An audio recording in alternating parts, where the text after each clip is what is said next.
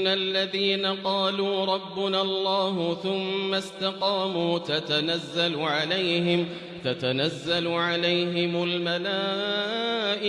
ألا تخافوا ولا تحزنوا وأبشروا بالجنة التي كنتم توعدون نحن أولياؤكم في الحياة الدنيا وفي الآخرة ولكم فيها ما تشتهي أنفسكم ولكم فيها ما تدعون نزلا من غفور رحيم ومن أحسن قولا ممن دعا إلى الله وعمل صالحا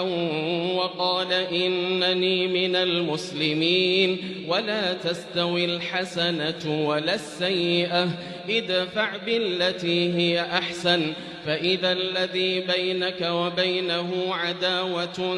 كأنه ولي حميم وما يلقاها إلا الذين صبروا وما يلقاها إلا ذو حظ عظيم وإما ينزغنك من الشيطان نزغ فاستعذ بالله إنه هو السميع العليم ومن آياته الليل والنهار والشمس والقمر لا تسجدوا للشمس ولا للقمر واسجدوا لله الذي خلقهن إن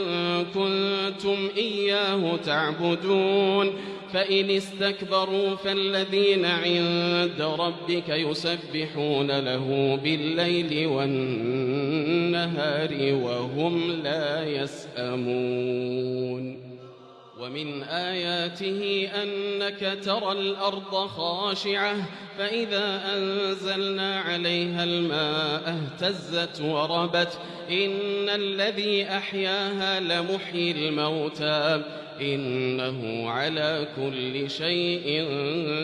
قدير إن الذين يلحدون في آياتنا لا يخفون علينا أفمن يلقى في النار خير أم من يأتي آمنا يوم القيامة اعملوا ما شئتم إنه بما تعملون بصير إن الذين كفروا بالذكر لما جاءهم وإنه لكتاب عزيز لا يأتيه الباطل من بين يديه ولا من خلفه تنزيل من حكيم حميد ما يقال لك إلا ما قد قيل للرسل من قبلك إن ربك لذو مغفرة وذو عقاب أليم ولو جعلناه قرآنا أعجميا لقالوا لولا فصلت آياته أعجمي وعربي قل هو للذين آمنوا هدى وشفاء والذين لا يؤمنون في آذانهم وقر وهو عليهم عمى أولئك ينادون من مكان بعيد ولقد آتينا موسى الكتاب فاختلف فيه ولولا كلمة سبقت من ربك لقضي بينهم وإنهم لفي شك منه مريب من عمل صالحا فلنفسه ومن أساء فعليها وما ربك بظلام للعبيد إليه يرد علم الساعة وما تخرج من ثمرات من أكمامها وما تحمل من أنثى ولا تضع إلا بعلمه ويوم يناديهم أين شركائي قالوا آذناك ما منا من شهيد وضل عنهم ما كانوا يدعون من قبل وظنوا ما لهم من محيص لا يسأم الإنسان من دعاء الخير وإن مسه الشر فيئوس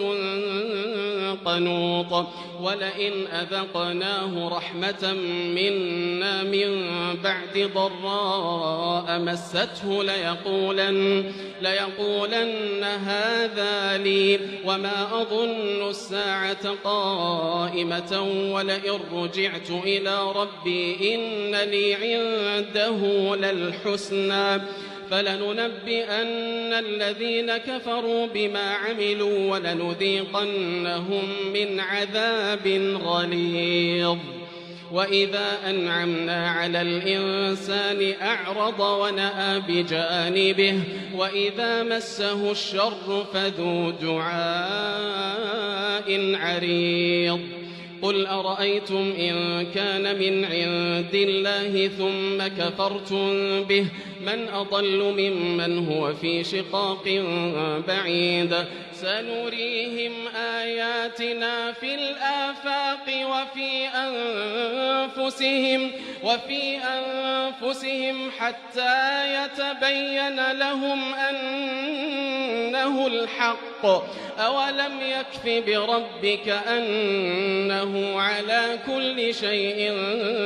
شهيد ألا إنهم في مرية من لقاء ربهم ألا إنه بكل شيء